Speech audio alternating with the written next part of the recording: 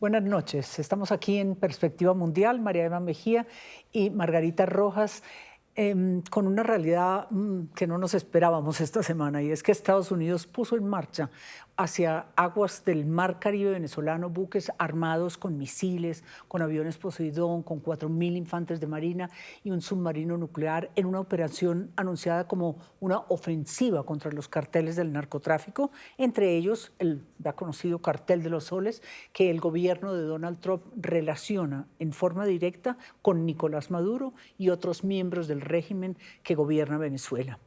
La magnitud del despliegue, que no tiene antecedentes tal vez desde la invasión a Panamá para la captura de Manuel Antonio Noriega en el año 89, ha despertado las alarmas en Caracas y de paso en la región. ¿Cuáles pueden ser las razones de todo este operativo y cuáles pueden ser sus alcances? Para hablar de esto nos acompañan el general Guillermo León, excomandante de la Fuerza Aérea Colombiana de la FARC y presidente de ACORE, los retirados oficiales, y el académico de la Universidad Internacional de la Florida, Eduardo Gamarra. Bienvenidos a ambos. Bienvenido. Muchas gracias, un placer. ¿Cómo se ve cómo es esa primera visión general desde el punto de vista naval, desde el punto de vista militar? ¿Es una alerta, es una ofensiva o por el contrario es una política, dijéramos, una decisión del Pentágono y Comando Sur disuasiva? Bueno, lo primero, María Emma, que uno nota es que hay un cambio de política con respecto al tema del narcotráfico por parte de la administración Trump. Y esto significa un endurecimiento de las medidas y las decisiones que se están tomando a través de sus órdenes ejecutivas. Eso muestra, de alguna forma, una preocupación creciente con lo que está pasando en el continente,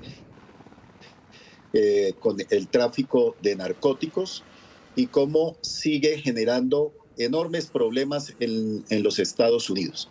Este despliegue muestra una acción más autónoma de lo que se había acostumbrado anteriormente, porque como usted bien lo sabe, doctora María Emma, siempre había habido unos trabajos y unos convenios entre los dos gobiernos para manejar el tema del narcotráfico, particularmente en el Caribe.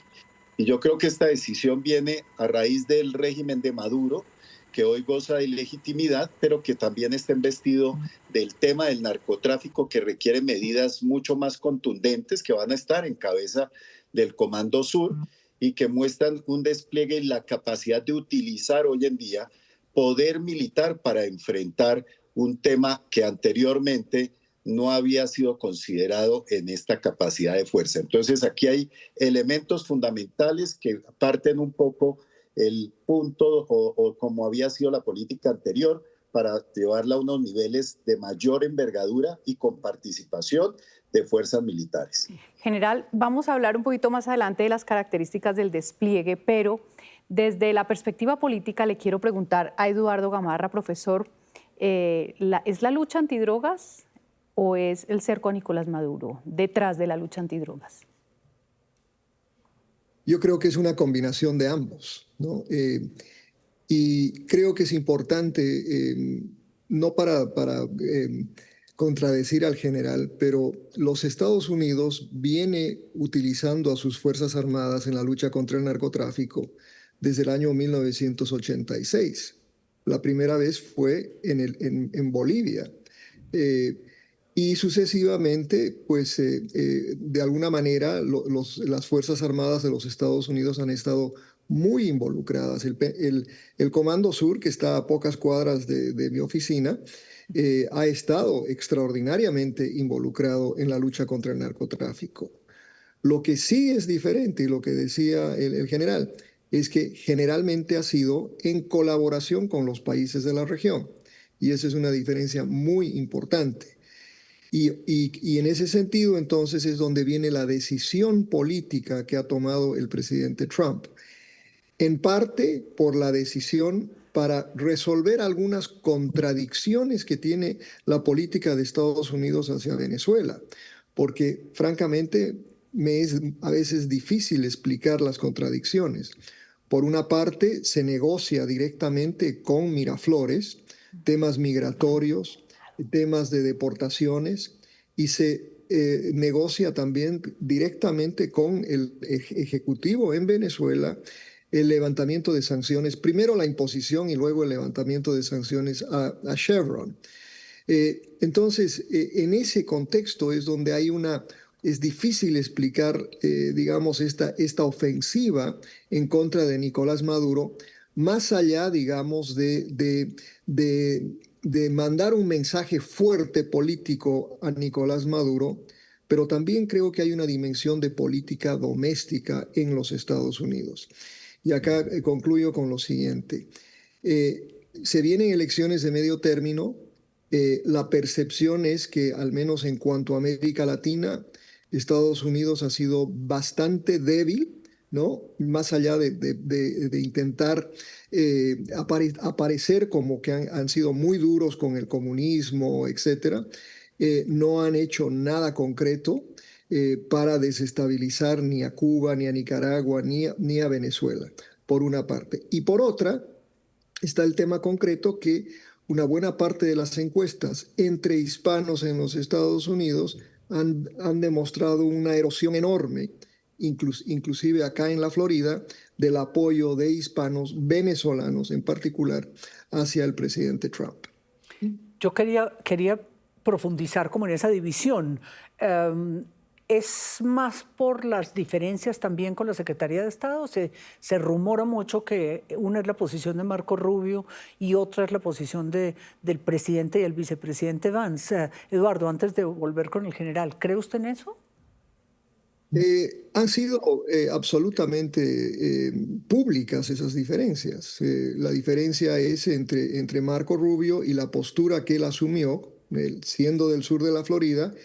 Él prometió una campaña durísima contra Maduro, prometió lo que en ese momento se llamaba presión máxima en el área económica, pero él se enfrentó ya, inclusive desde antes de la posesión, a Richard Grenell, el enviado especial del presidente Trump a Venezuela.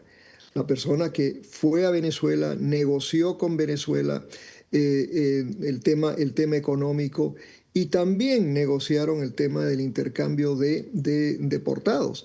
Hoy, María Emma, hay un acuerdo firme de deportación. Hay 6 vuelos semanales que salen de los Estados Unidos repletos de deportados venezolanos que el gobierno de Nicolás Maduro está aceptando. Entonces, por eso es que esto es tan difícil de explicar. No hay duda que Venezuela que Venezuela está gobernado por el Cartel de los Soles. Pero como bien sabemos, el Cartel de los Soles no fue descubierto esta semana. El Cartel de los Soles está vigente desde por lo menos hace una década. De manera que lo interesante de todo esto para mí es el contexto político en el que está sucediendo toda esta situación. General, las características del despliegue, ¿qué nos muestran? ¿Qué nos permiten leer? Porque obviamente solo la administración Trump sabe a estas alturas qué es lo que quieren y cuál es el objetivo y qué es lo que van a hacer. Pero las características de un despliegue de destructores, de buques con misiles, ¿tiene que ver con las operaciones de cooperación antidrogas que se habían realizado antes, coordinadas por el Comando Sur, o es una cosa totalmente salida de la línea de lo que se había hecho? Bueno, en primer lugar, y gracias Eduardo, sí, estoy de acuerdo con usted y tal vez hago la rectificación porque me refería más al tema de la operación autónoma como se hizo y con este despliegue que está haciendo el gobierno de Trump. Indudablemente nosotros hemos trabajado de manera conjunta, combinada con los Estados Unidos y con sus fuerzas militares en todos los programas, particularmente en el Air Bridge Denial, que es el programa de negación del puente aéreo en el Caribe, y también las operaciones que hace la Armada en Orión con la Navy de los Estados Unidos. Así que las fuerzas militares han estado involucradas, pero mi referencia era más a haberlo hecho de manera autónoma y en la medida en que lo hizo. Sí. ¿Qué pasa ahora con la pregunta? Claro, esto que estamos viendo hoy es el despliegue de un componente naval de una envergadura importante. Estamos hablando de 3 aeronaves con diferentes matices que tienen capacidades no solamente para hacer operaciones navales, sino también tienen capacidades aéreas. tienen capacidades antiaéreas y un submarino, como fue anunciado, que también hace parte de este despliegue. Ya viene la consideración. La maniobra se hace, pero ¿cuál es el objetivo de la maniobra? ¿Cuál es la intención que tiene el gobierno de Trump moviendo este componente naval importante a la región? Y tal vez se vuelve el tema de lo que mencionaba hace un rato Eduardo. Esto tiene un componente, sí, del narcotráfico, por supuesto, pero que hay un elemento político de lo que está pasando en Venezuela. Estos despliegues son para una operación casi de guerra regular. Por supuesto que algunos medios de esos, dadas sus capacidades, ayudan a la interceptación de embarcaciones, aeronaves, que pueden alertar y hacer que el sistema funcione para hacer la interdicción respectiva y evitar el narcotráfico. Pero dadas las capacidades que se están hablando, pues es casi que un despliegue para una operación de envergadura o de una envergadura importante, no de gran envergadura, pero es importante, dado los componentes que tienen, inclusive tienen capacidades de misiles. Entonces uno diría cuál es el mensaje y cuál es la intención que se quiere enviar sobre el gobierno de Venezuela. Y aquí me parece que viene el componente político de cuál es la intención. Si es generar una presión política sobre este gobierno o generar un momentum que pudiera llevar a un desarrollo interno que pudiera al final desembocar en la salida del régimen. Aquí quedan elementos sobre la mesa de cuál es la intención realmente y hasta dónde está dispuesto a llegar los Estados Unidos con el despliegue de estas aeronaves. Pero es importante, dada la magnitud y las capacidades de los buques que se tienen, y por supuesto la participación de un submarino de capacidad nuclear. Sí, usted tiene razón. Tal vez el sentido de esta ofensiva naval requerirá tal vez de otro tipo de acción, de otro tipo de fuerza también, si es que quiere atacar, pero no pareciera ser el caso, pues que haya un ataque tipo 1989 Noriega en Panamá, porque se focaliza en el Caribe y no en el Pacífico, donde han sido la mayoría, dijéramos, de los ejercicios que se han hecho para confiscar droga. Entonces hay como un claro mensaje, Eduardo, ahí de que no va más el régimen de Nicolás Maduro, ahora o dentro de un tiempo. María Emma, perdóname mi pesimismo, ¿no? Pero yo creo que pocos son los que quieren que el régimen de Nicolás Maduro se mantenga en su lugar. Pero yo creo que más allá del mensaje, ¿no? De demostrar un enorme poderío norteamericano, que es indudable, o sea, no hay fuerza militar, por lo menos en este hemisferio, que le pueda hacer frente a los Estados Unidos. Como dice el general, quizás inclusive es demasiada demostración de fuerza. Probablemente lograrán parar algunos barcos, submarinos con droga, algunas avionetas, etc. Pero el mensaje a Nicolás Maduro es muy fuerte. Pero más allá de ese mensaje, y por eso les decía que hay un componente político en los Estados Unidos. Cuando uno habla con el liderazgo venezolano acá en la Florida, ¿no? Todos están convencidos de que este es el comienzo del fin de Nicolás Maduro. Al igual que fue cuando John Bolton, cuando era asesor de Seguridad Nacional en 2018, ¿no? Apareció con una pequeña nota, libreta, donde decía que iban todas las opciones estaban sobre la mesa, etcétera. Y en Venezuela, tanto la oposición como el gobierno se prepararon, la oposición para recibir a los marinos y darles albergue, y el gobierno para detenerlos. Lo mismo está sucediendo ahora.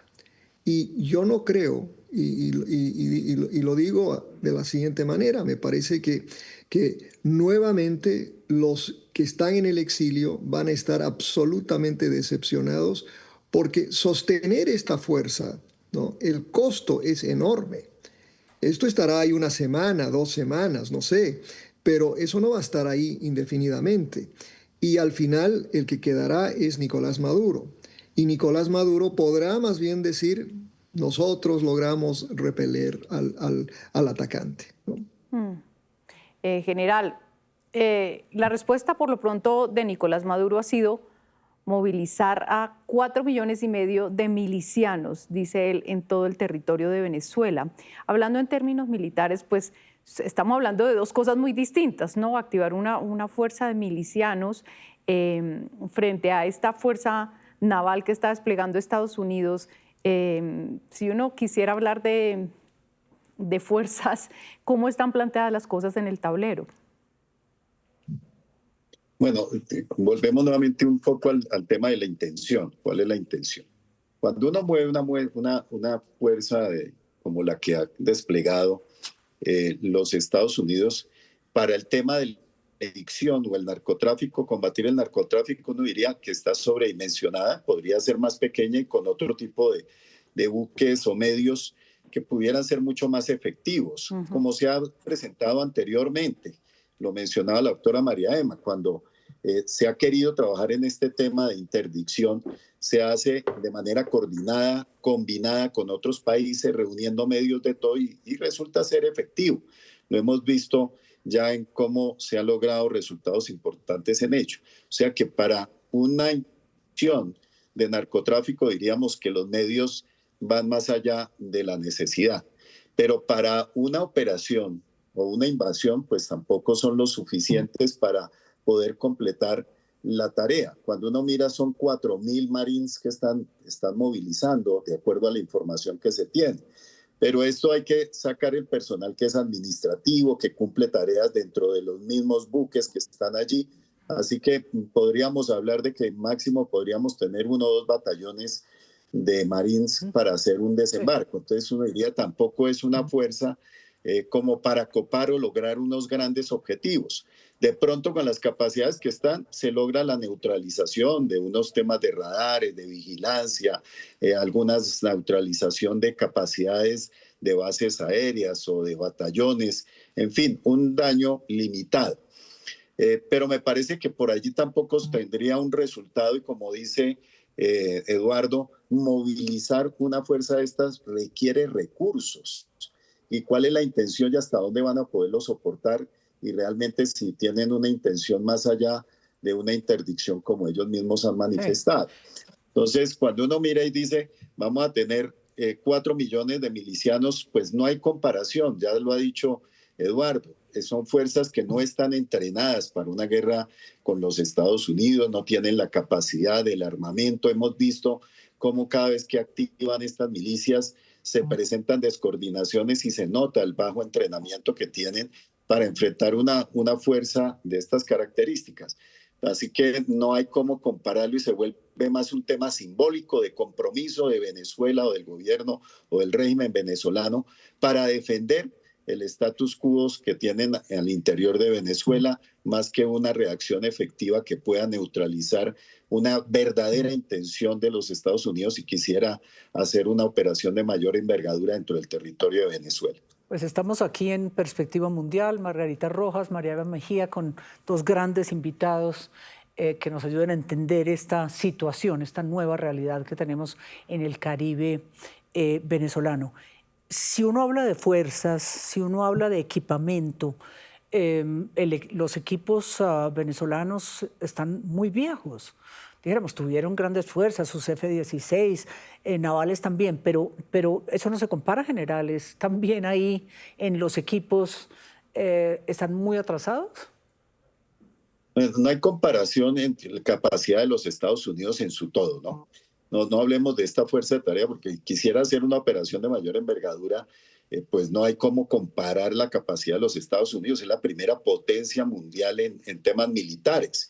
Así que ahí no hay nada que hacer. En el caso de Venezuela, pues tiene los F-16, como lo mencionas, que ya están obsoletos, muy baja su disponibilidad. Los Sukhois, que también tienen algunas limitaciones, tienen unas capacidades de radares, de algunos misiles de interdicción, pero nada que pueda compararse a la capacidad de los Estados Unidos.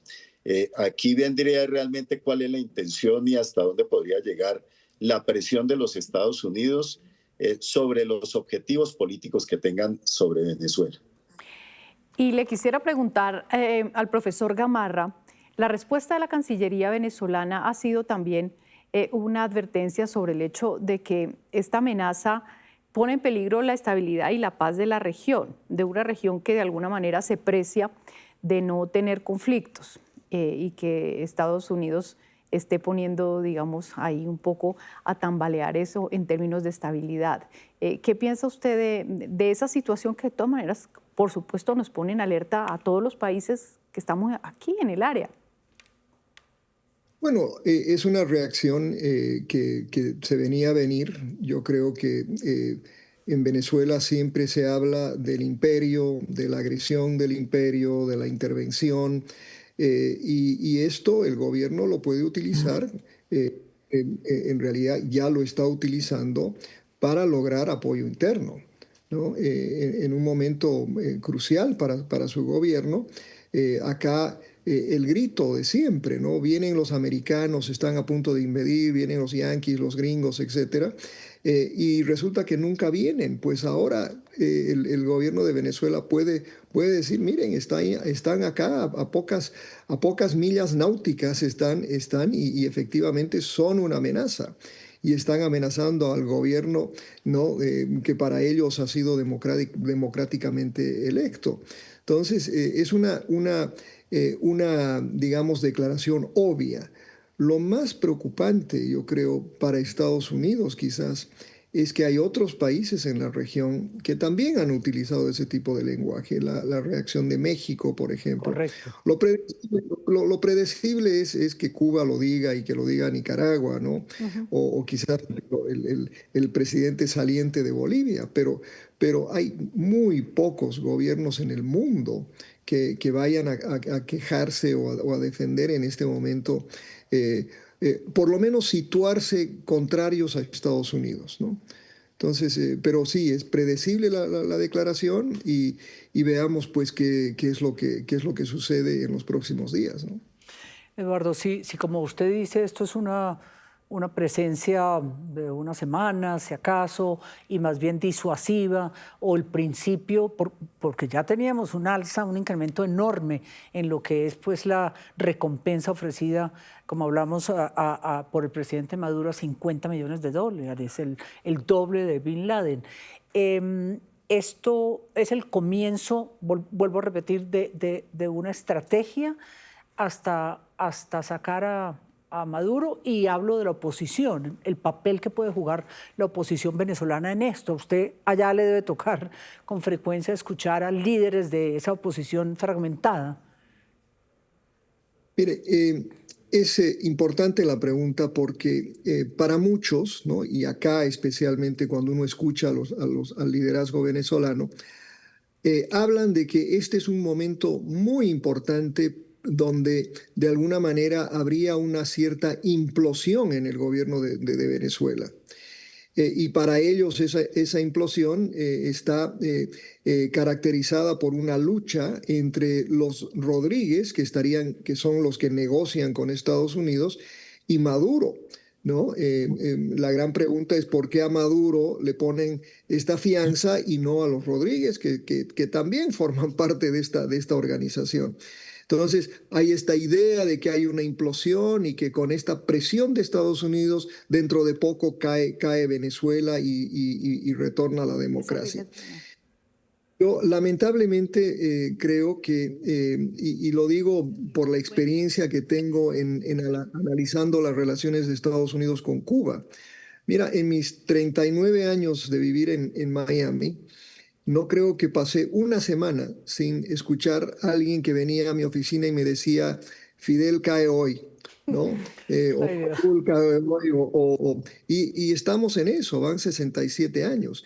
Yo creo que Maduro tiene muchas de esas características, y que hay diferencias, por supuesto, pero yo no veo el fin de Maduro. Más bien lo que sí veo son divisiones profundas en la oposición venezolana.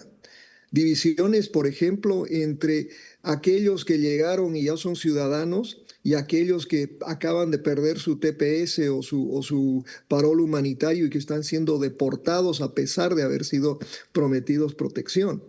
Hay una división muy notoria acá que también se manifiesta pues, al regresar a Venezuela. Por ejemplo, el hecho de haber enviado a tanta gente a las prisiones de Bukele, la mayoría de los cuales no tenían ninguna acusación ni cargo criminal.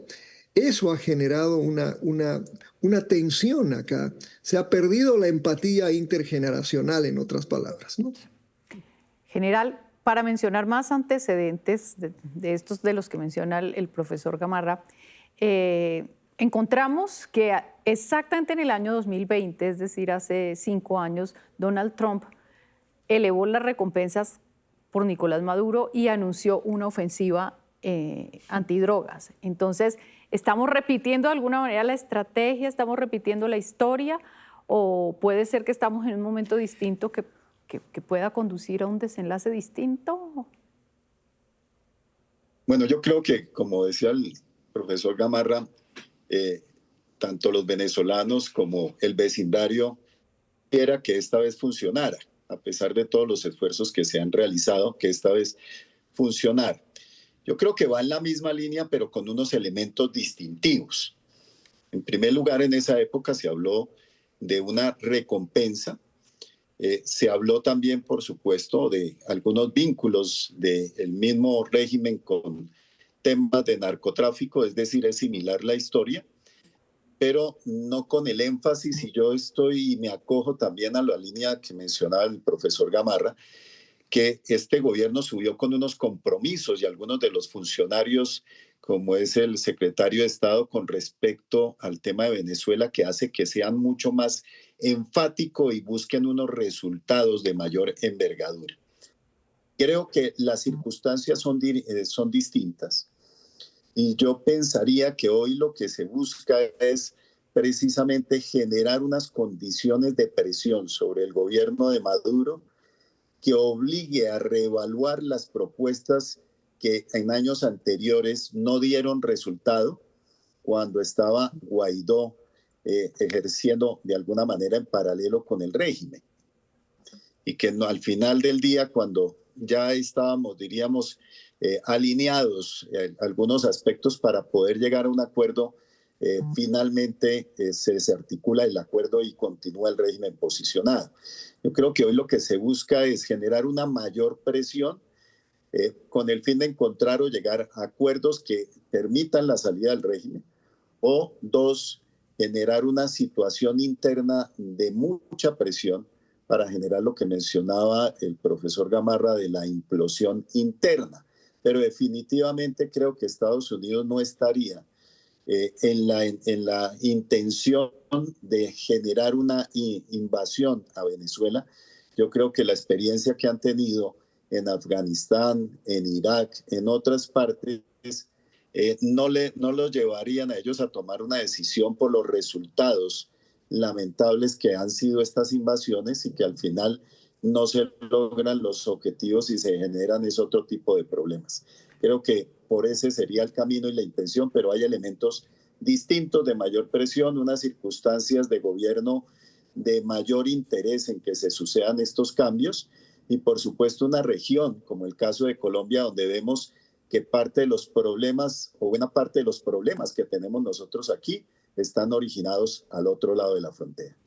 Pues con esas palabras, no sé si premonitorias, pero de alguna forma, claro, la situación para Colombia no deja de ser muy dura, sobre todo todas las acciones en el sur, y ya Padrino Medio las anunció nuevamente el día de ayer. Pues muchas gracias a ustedes dos, al general de Acore, al general Guillermo León y al profesor y a buenos amigos Eduardo Gamarra. Muy queridos ambos darnos esta media hora para hablar de una situación tan dolorosa para Colombia y para la región. Estaremos, por supuesto, pendientes de los desarrollos y esperamos que el desenlace no tenga que ver con confrontación militar. que tenga que ver con lo que ustedes están planteando. A ustedes les agradecemos mucho por aceptar esta invitación y este análisis. Y a nuestros televidentes, muchas gracias también por su compañía en esta cita semanal de todos los viernes a las 8 de la noche en Perspectiva Mundial. Hasta la próxima.